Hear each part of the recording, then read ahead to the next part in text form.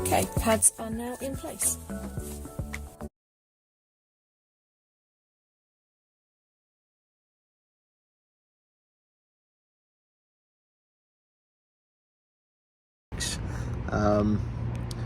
So as you just saw, Kirkham sent me a message I think it was the other week now, about picking these up.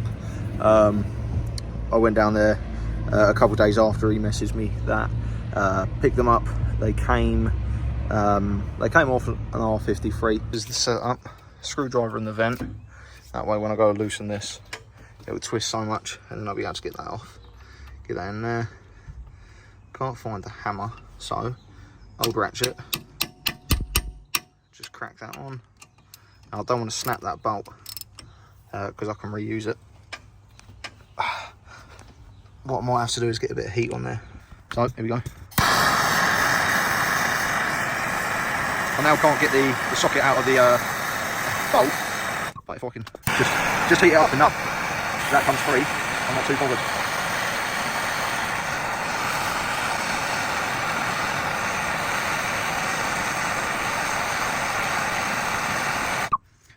I'll see if I can prop you. Just prop you somewhere where you can see. Oh, if that's any good. There we go.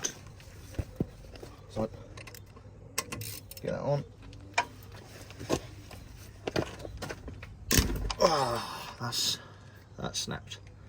Yes, just what we needed. Okay, right. I have spare. Bollocks. So I'm back with another T50, if it'll, but US Pro. So not holding out too much hope. But it's an impact one. Get some more heat on it. Okay, just try to get it out as best as we can. Sort of releases off the bolt itself.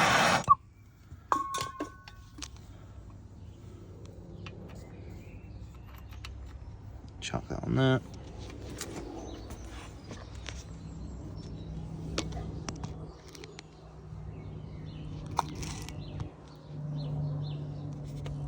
Tell you what, I'll give it a few love taps.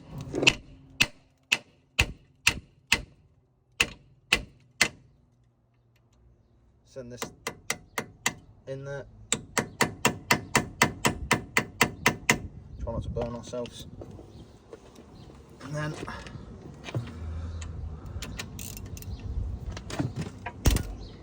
wow, that was nothing. Oh my god, I barely put any force on that.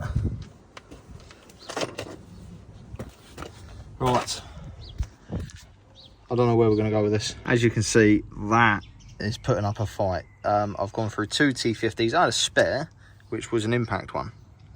Obviously the US Pro was impact, the Signet one was not. From the clip itself, you'll see that the Signet put up more of a fight. Not that this is a video about what's strongest, but for an impact bit, you can, well, I don't have to tell you which one's better. But that's just a clean break.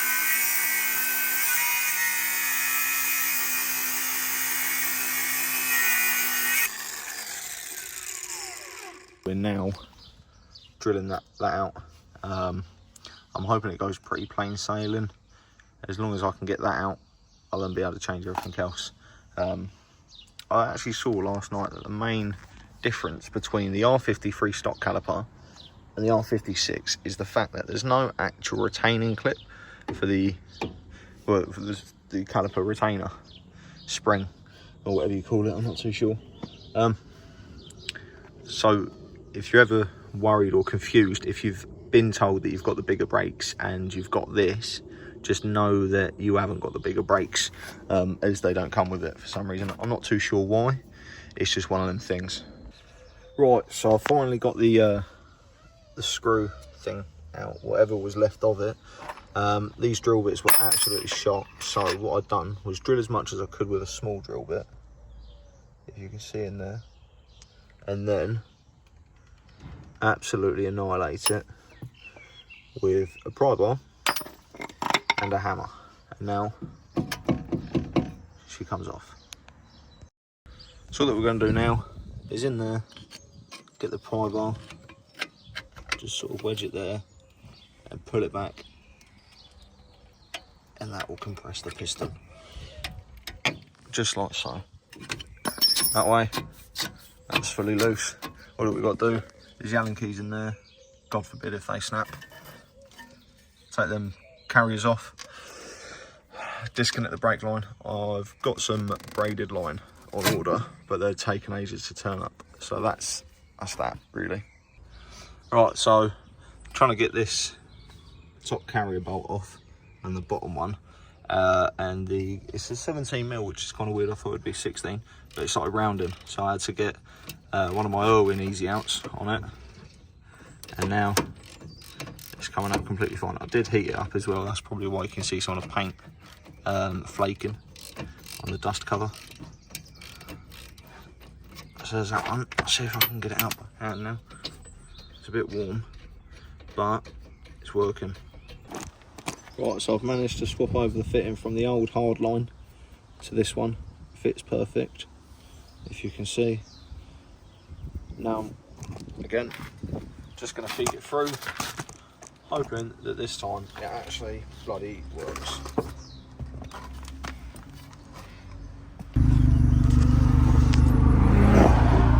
Right, so I think the brakes are now done, but there's more that needs to be doing. So what I think needs to happen is the brake servo, I think it's got a slight vacuum leak in it.